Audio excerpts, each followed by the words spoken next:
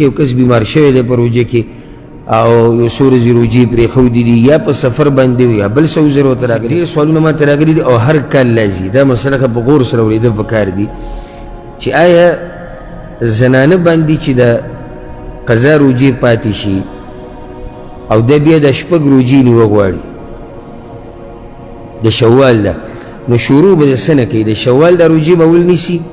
که نه هغه قضایي روژې چې کومې پاتې دي چې قضا شوي دي هغه به نیسي او دا مسله یوازې ښځو ته نه راپېښېږي دا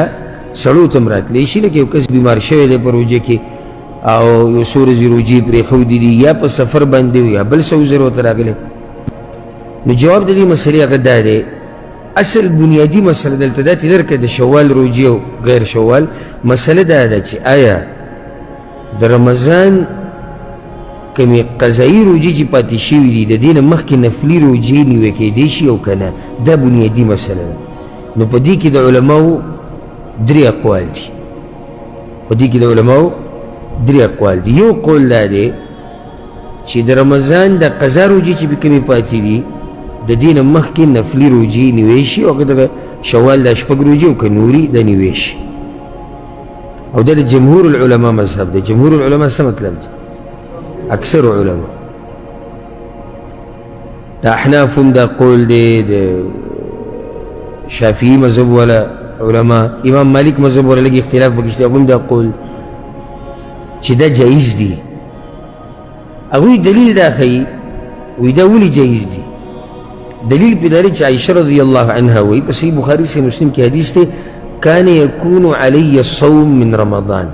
په ما باندې به د رمضان د میاشتې روژې پاتې شوې وي یعنې زما په حق کې به وي فما استطیع ان اقضي الا فی شعبان نو ما به د دې روژو قضا په شعبان کې بیا راوړه او شعبان څو میاشتې بعد راځي بل رمضان نه مخکې یعنې تقریبا 11 میاشتې یا 10 میاشتې مخکې اوس په منځ کې 10 میاشتې دي او هغوی ما به قضا نشو راوړی یو حدیث کې ویلي دی د پیغمبر صلی الله علیه وسلم د لاسه چې هغه خدمت به مې کوو هغه سره به اوس سوال دلته دا دی او دا ډېره د سوچ خبره ده که چېرته موږ داسې ووایو چې فرض روژې چې دې څو پورې نه نیولي ته نفلي روژه نشي نیوی او عایشه رضی الله عنها وایي چې ما به فرضي روژې شعبان ته لیټ کړې هغه میاشت کې مې ونیو نو آیا په دې منځ کې به دې بلکل نفلي روژه نه نیوه هم د سوچ خبره ده چېرته به هغې د میاشتې 3 روژې نه یې نیولي چېرته به هغې په هفته کې 2 روژې نه یې نیولي چېرته د عاشورا روژه به یې نه یې نیولي چېرته د عرفات روژه به یې نه یې نیولي نه مني عقل چې هغه دومره یو عابده او زاهده زنانه وه او په دې دې 10 میاشتې تېرېږي او دا د یو روژه هم نه نیسي دا د هغوی دلیل دی او ښه مضبوط دلیل دی دویم دلیل دا علما وایي ګوره الله قرآن کې وایي چې فمن كان منكم مريضا او على سفر فعدة من ايام اخر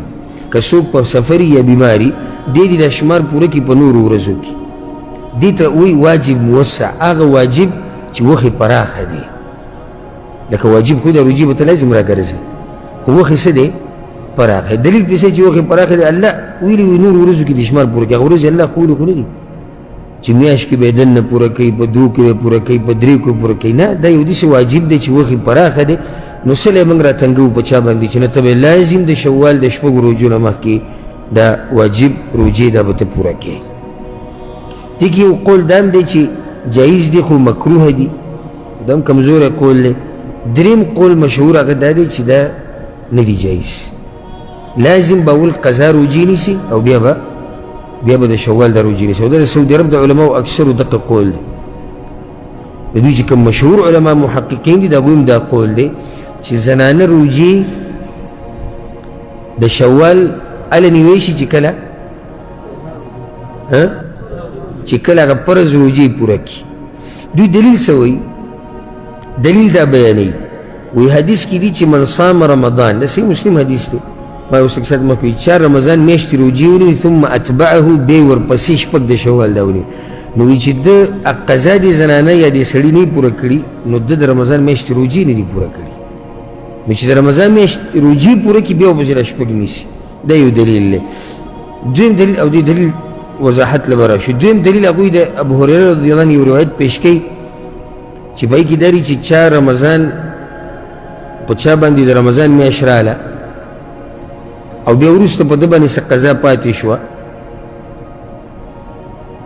من صام تطوعا، هغه حدیث کې دي چا چې نفلي روژه ونیوه وعلیه من رمضان شی، او د رمضان د میاشتې څه روژې په ده پاتې، لم یقضه، چې د هغې قضا یې نه راوړي، فانه لا یتقبل منه، نو دا روژې د ده نه قبلیږي تر څو چې هغه فرضي نه وي. دا حدیث د دې حدیث خو مختصر قصه ده چې دا سندن کمزوره حدیث ده. په دې کې یو راوي دی ابن لهیع ورته ویل کېږي د هغه د لاسه سندن متفق فیصله ده په دې باندې علماو په اتفاق کړی چې دا حدیث کمزوری دی. ها زه خپل ځاني دلایلو کې چې کله ما سوچ وکړو د الله په توفیق سره او دې مسله کې سړی تحقیق وکړي نو زړه په دې مطمئن کېږي چې زنانه له جایز دي چې دا د قضا راوړو نه مخکې د فرضي روژو نه مخکې د شوال د روژې ونیسي، دا جایز دي. هغه دلیل په ذکر شو د عایشې رضی الله عنها، هغه ډېر مضبوط دلیل دی، هغه ډېر مضبوط دلیل دی. دویمه خبره دا ده که چېرته دا لازم وی چې د قضا روژې به نیسي بیا وپسې نیسي د شوال د شپږ، نو پیغمبر صلی الله علیه وسلم تلسي چلو چې دی نه بیانوله، اخو هر خبره خو واضحه بیان کړې ده، نو دا به ورسره هم ویلی وی چې د شوال د شپږ روژې خو د هغه چا دپاره چې قضایي روژې پوره کړي، او داسې پیغمبر صلی الله علیه وسلم نه دي ویلي، او نه د صحابه کرامو نه دا مسله را نقل ده چې هغوی داسې ویلي، حالانکې دې مسلې ته ضرورت دی، دې مسلې ته ضرورت دی او هغوی نه ده بیان کړي، نو چې نه یې ده بیان کړي نو معنی ده چې دا کار جایز دی. بله دا ده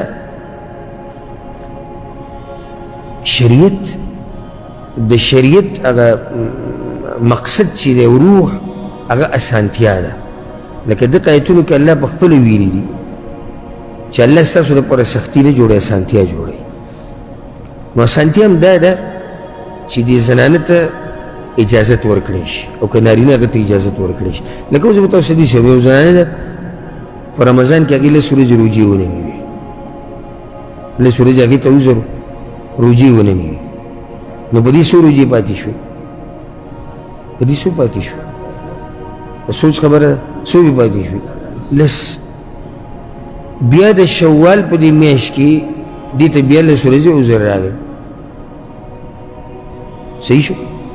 نو لس ورځې خو د شوال نه لکه پاتې څو شوې؟ شل ورځې شوې. اوس دا پرله پسې شپاړس روژې نیوه، دا د هغې دپاره ګرانه ده، لکه بله یو میاشت روژې چې نیسي. او شریعت اسانتیا غواړي، چې کوم ځای کې اسانتیا یي هلته اسانتیا بیا پکار وي چې علما د الله بندګانو ته د اسانتیا هغه بیان کړي. خو که څوک وایي چې دوی د دې حدیث پسې جواب کوي، دا حدیث چې دوی وایي چې چا د رمضان میاشتې روژې ونیو بیا پسې د شوال دا ونیو، نو د هغې جواب دا دی